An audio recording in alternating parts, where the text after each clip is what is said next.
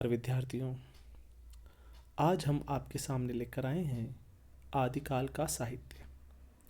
हिंदी साहित्य के इतिहास में हमने काल विभाजन पढ़ा है। साथ ही साथ पूर्व के वीडियो में हमने आदिकाल की समस्याएं पढ़ी थी। तो आदिकाल की समस्याओं के बाद हम आज चर्चा करने वाले हैं आदिकाल के साहित्य पर। आदिकाल का साहित्य किस प्रकार का था, इस पर हम चर्चा करेंगे। आइए हम जानना चाहेंगे कि आदिकाल की परिस्थितियाँ कैसी थी। क्या ये परिस्थितियाँ उस काल के साहित्य को प्रभावित कर रही थी? प्रभावित कर रही थी तो किस हद तक कर रही थी, किस सीमा तक कर रही थी, इस पर इस वीडियो में चर्चा करेंगे। आइए जानते हैं कि राजनीतिक परिस्थितियाँ क्या थी। देखिए, जो अंतिम सम्राट हुए हर्ष 606 से 643 ईस्वी तक, उसके बाद केंद्रीय सत्ता नहीं रही और स्वतंत्र राजपूत रियासतों, राजाओं का, राजधानियों का उदय हुआ और आपस में पारस्परिक युद्ध और वैमनस्य प्रारंभ हो गए। इसके कारण अशांति और अराजकता का माहौल था।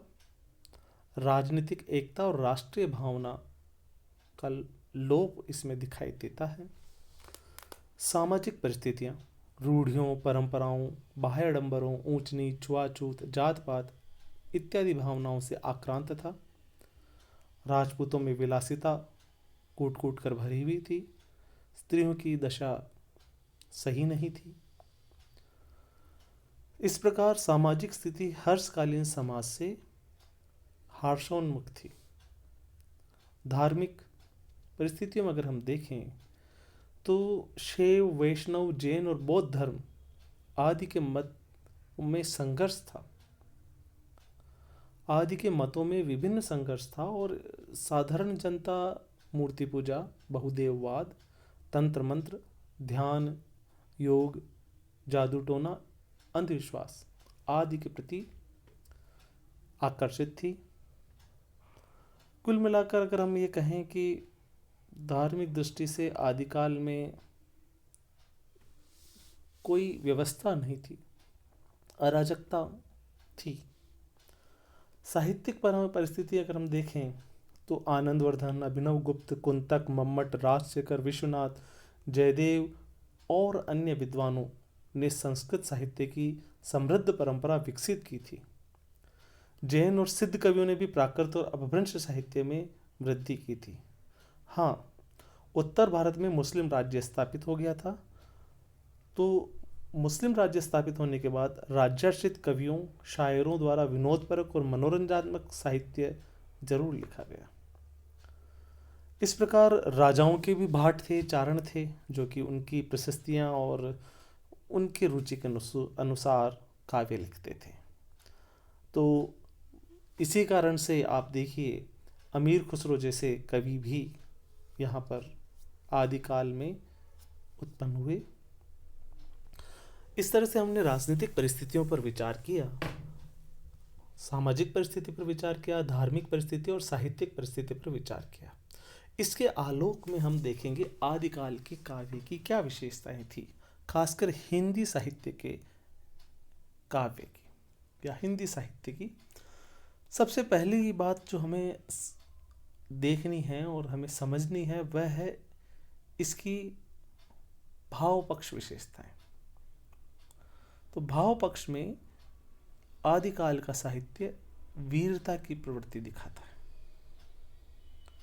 आप चाहे परमाल रासो ले लें, जिसमें आल्हा और ऊदल की शौर्य गाथा का वर्णन है, चाहे आप पृथ्वीराज रासो लें, जिसमें पृथ्वीराज की वीरता, पराक्रम का वर्णन है।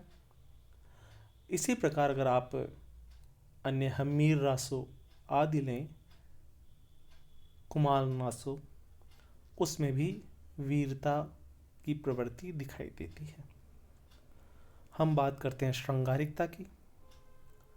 दूसरा जो विशेषता है, इस काल का साहित्य श्रृंगारिक प्रवृत्ति का था। इसमें संयोग श्रृंगार, अधिक था? हाँ, वियोग श्रृंगार भी था। अगर हम संयोग श्रृंगार का एक उदाहरण देखें पृथ्वीराज रासो का, आपको समझ में आ जाएगा।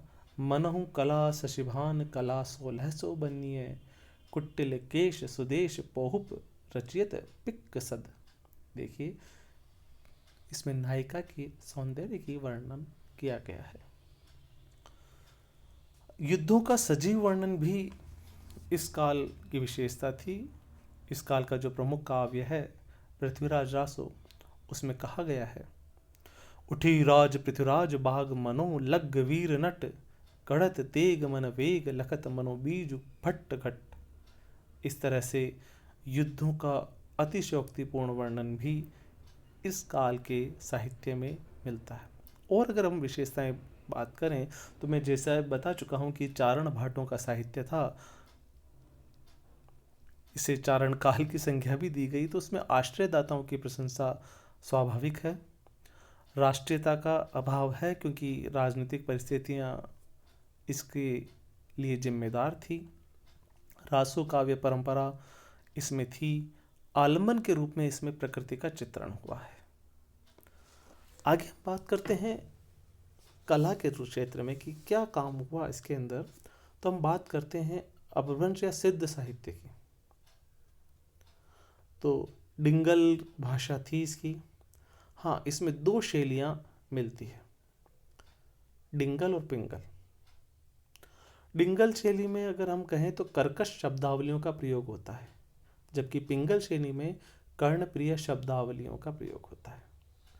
कर्कश शब्दावलियों के कारण डिंगल शैली धीरे धीरे अलोकप्रिय होती गई, और जबकि पिंगल शैली लोकप्रिय होती गई, और आगे चलकर पिंगल शैली ब्रज भाषा में विलीन हो गई।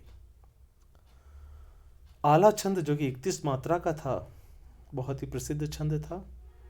इसके अलावा दोहा, तोमर, नाराज, पद्धति, पज्जटिका, रासो आदि छंदों का प्रयोग होता था। हाँ, 15 मात्राओं का एक चौपाई छंद जरूर मिलता है, परंतु हिंदी में ये चौपाई की जगह चौपाई हो गया, जिसमें 16 मात्राएं हैं, और 16 के साथ अगर एक दोहा रख दें तो वह कड़वक हो गया, जो कि भक्ति काल में तुलसी और जायसी ने प्रयोग किया। इस तरह का साहित्य था आदिकाल का, जिसे मैंने आपको बताया।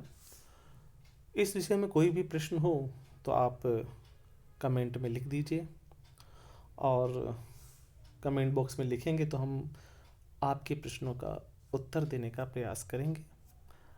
इस चैनल को लाइक करें, सब्सक्राइब करें, और हम अगले वीडियो में हम पढ़ेंगे कि आदिकाल के साहित्यों का वर्गीकरण कैसे किया जा सकता है। आदिकाल के साहित्य को अगर हम और विस्तृत तरीके से देखें तो किस तरह से देखते हैं। इसके लिए आप ज़रूर हमारे वीडियो देखते रहिए, और इस वीडियो को लाइक करें, सब्सक्राइब करें। धन्यवाद।